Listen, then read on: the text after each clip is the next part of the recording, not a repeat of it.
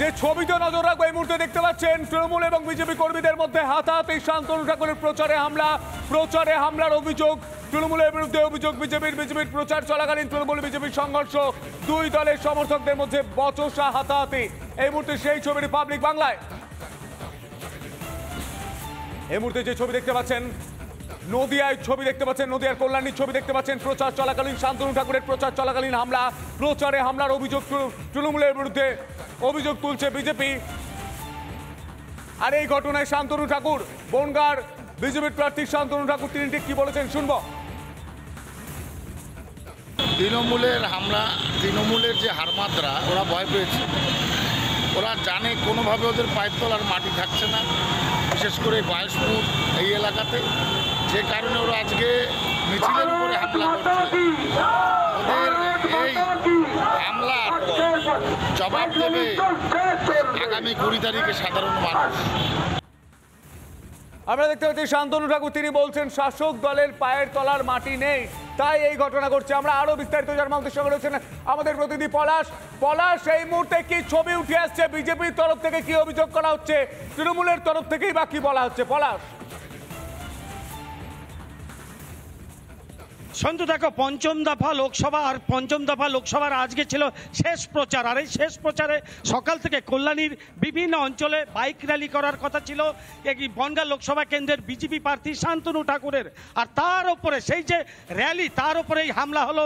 যে তৃণমূল আশ্রিত দুষ্কৃতিকারীরা তারা র্যালির উপরে, র্যালির মাইক বন্ধ করে দেওয়ার চেষ্টা করে এবং অধ্যত্বের চরমে পৌঁছায়। কি হয়েছিল ঘটনাটা, ঠিক শান্তনুবাবুর পাশে ছিলেন। আমি সরাসরি চলে যাব কল্যাণী বিধানসভার বিধায়ক অম্বিকা, কি হয়েছিল একটু বলবেন? আমাদের সকাল থেকেই আজকে উইথ দ্য পারমিশন আমাদের র্যালি, আমাদের প্রার্থী মাননীয় শান্তনু ঠাকুর মহাশয়কে নিয়ে সেই র্যালি করা, বাইক র্যালি সকাল 11টার সময় শুরু হয়েছে। আমরা গয়েশপুরে পৌঁছেছি প্রায় ঘন্টা দুয়েক পরে।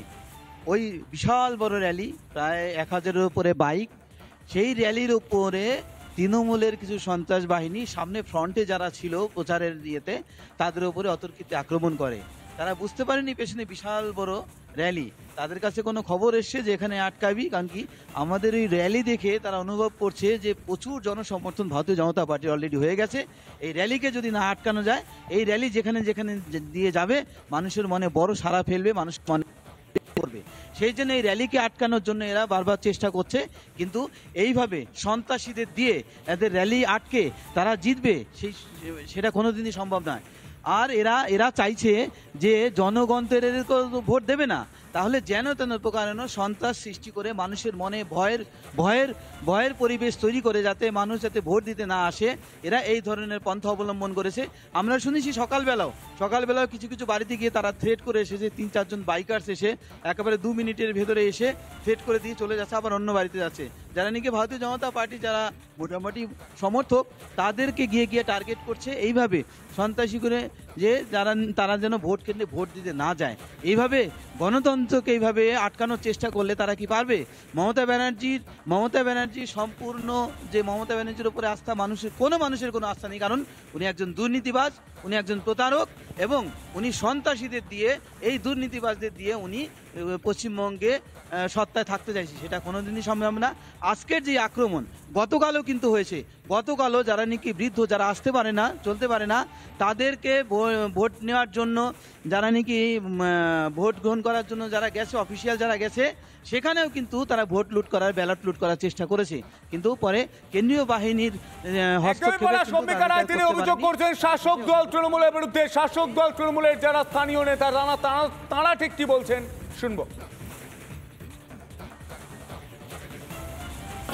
ওরা এসে মাইকটা চালাচ্ছে, বিজেপি। আমি বলছি মাইকটা বন্ধ করো, আমাদের প্রোগ্রামটা হচ্ছে, মাইকটা বন্ধ করো। ও মাইক বন্ধ করবে না, বলছে তোর কোন বাপ আছে নিয়ে আমার গায়ে হাত দেওয়া শুরু হয়েছে। ওরা এসে মাইকটা চালাচ্ছে, বিজেপি। আমি বলছি মাইকটা বন্ধ করো, আমাদের প্রোগ্রামটা হচ্ছে, মাইকটা বন্ধ করো। ও মাইক বন্ধ করবে না, বলছে তোর কোন বাপ আছে নিয়ে আমার গায়ে হাত দেওয়া শুরু হয়েছে।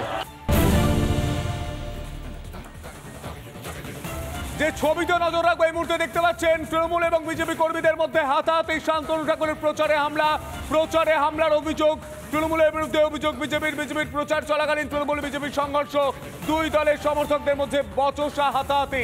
এই মুহূর্তে সেই ছবি রিপাবলিক বাংলায়। এই মুহূর্তে যে ছবি দেখতে পাচ্ছেন, নদিয়ায় ছবি দেখতে পাচ্ছেন, নদিয়ার কল্যাণীর ছবি দেখতে পাচ্ছেন। প্রচার চলাকালীন শান্তনু ঠাকুরের প্রচার চলাকালীন হামলা, প্রচারে হামলার অভিযোগ তৃণমূলের বিরুদ্ধে অভিযোগ তুলছে বিজেপি। আর এই ঘটনায় শান্তনু ঠাকুর, বনগাঁর বিজেপির প্রার্থী শান্তনু ঠাকুর, তিনি ঠিক কি বলেছেন শুনবো। তৃণমূলের হামলা, তৃণমূলের যে হারমাদরা, ওরা ভয় পেয়েছে। ওরা জানে কোনোভাবে ওদের পায়ের তলার মাটি থাকছে না, বিশেষ করে বায়সপুর এই এলাকাতে, যে কারণে ওরা আজকে মিছিলের উপরে হামলা করছে। ওদের এই হামলার জবাব দেবে আগামী 20 তারিখে সাধারণ মানুষ।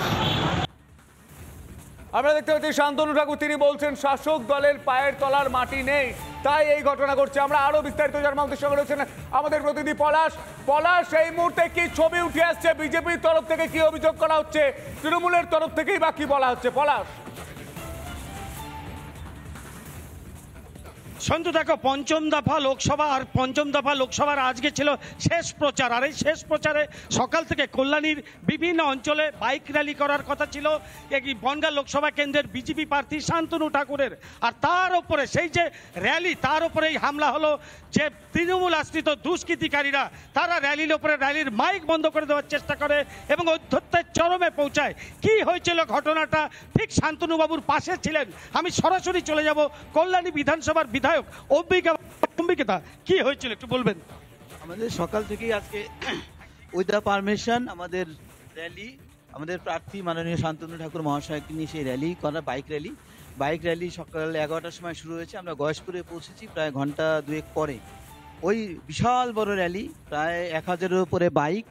সেই র্যালির উপরে তৃণমূলের কিছু সন্ত্রাস বাহিনী সামনে ফ্রন্টে যারা ছিল প্রচারের ইয়েতে, তাদের উপরে অতর্কিত আক্রমণ করে। তারা বুঝতে পারেনি পেছনে বিশাল বড় র্যালি, তাদের কাছে কোনো খবর এসছে যে এখানে আটকাবি। কারণ কি, আমাদের এই র্যালি দেখে তারা অনুভব করছে যে প্রচুর জনসমর্থন ভারতীয় জনতা পার্টির অলরেডি হয়ে গেছে। এই র্যালিকে যদি না আটকানো যায়, এই র্যালি যেখানে যেখানে দিয়ে যাবে মানুষের মনে বড় সাড়া ফেলবে, মানুষ মনে করবে। সেই জন্য এই র্যালিকে আটকানোর জন্য এরা বারবার চেষ্টা করছে। কিন্তু এইভাবে সন্ত্রাসীদের দিয়ে এদের র্যালি আটকে তারা জিতবে, সেটা কোনোদিনই সম্ভব নয়। আর এরা চাইছে যে জনগণের ভোট দেবে না, তাহলে যেন তেন প্রকারেণ সন্ত্রাস সৃষ্টি করে মানুষের মনে ভয়ের পরিবেশ তৈরি করে যাতে মানুষ যাতে ভোট দিতে না আসে, এরা এই ধরনের পন্থা অবলম্বন করেছে। আমরা শুনেছি সকালবেলাও কিছু বাড়িতে গিয়ে তারা থ্রেট করে এসেছে। 3-4 জন বাইকার্স এসে একেবারে 2 মিনিটের ভেতরে এসে থ্রেট করে দিয়ে চলে যাচ্ছে, আবার অন্য বাড়িতে যাচ্ছে। যারা নাকি ভারতীয় জনতা পার্টি যারা মোটামুটি সমর্থক, তাদেরকে গিয়ে টার্গেট করছে এইভাবে সন্ত্রাসী করে, যে তারা যেন ভোট কেন্দ্রে ভোট দিতে না যায়। এইভাবে গণতন্ত্রকে এইভাবে আটকানোর চেষ্টা করলে তারা কি পারবে? মমতা ব্যানার্জির সম্পূর্ণ যে মমতা ব্যানার্জির উপরে আস্থা, কোনো মানুষের কোনো আস্থা নেই। কারণ উনি একজন দুর্নীতিবাজ, উনি একজন প্রতারক, এবং উনি সন্ত্রাসীদের দিয়ে, এই দুর্নীতিবাজদের দিয়ে উনি পশ্চিমবঙ্গে সত্তায় থাকতে চাইছে, সেটা কোনোদিনই সম্ভব না। আজকের যে আক্রমণ গতকালও কিন্তু হয়েছে। গতকালও যারা নাকি বৃদ্ধ, যারা আসতে পারে না, চলতে পারে না, তাদেরকে ভোট নেওয়ার জন্য, যারা নাকি ভোট গ্রহণ করার জন্য যারা গেছে, অফিসিয়াল যারা গেছে, সেখানেও কিন্তু তারা ভোট লুট করার, ব্যালট লুট করার চেষ্টা করেছে। কিন্তু পরে কেন্দ্রীয় বাহিনীর তিনি অভিযোগ করছেন শাসক দল তৃণমূলের বিরুদ্ধে। শাসক দল তৃণমূলের যারা স্থানীয় নেতা, তারা ঠিক কি বলছেন শুনবো। ওরা এসে মাইকটা চালাচ্ছে, বিজেপি। আমি বলছি মাইকটা বন্ধ করো, আমাদের প্রোগ্রামটা হচ্ছে, মাইকটা বন্ধ করো। ও মাইক বন্ধ করবে না, বলছে তোর কোন বাপ আছে নিয়ে আমার গায়ে হাত দেওয়া শুরু হয়েছে। ওরা এসে মাইকটা চালাচ্ছে, বিজেপি। আমি বলছি মাইকটা বন্ধ করো, আমাদের প্রোগ্রামটা হচ্ছে, মাইকটা বন্ধ করো। ও মাইক বন্ধ করবে না, বলছে তোর কোন বাপ আছে নিয়ে আমার গায়ে হাত দেওয়া শুরু হয়েছে।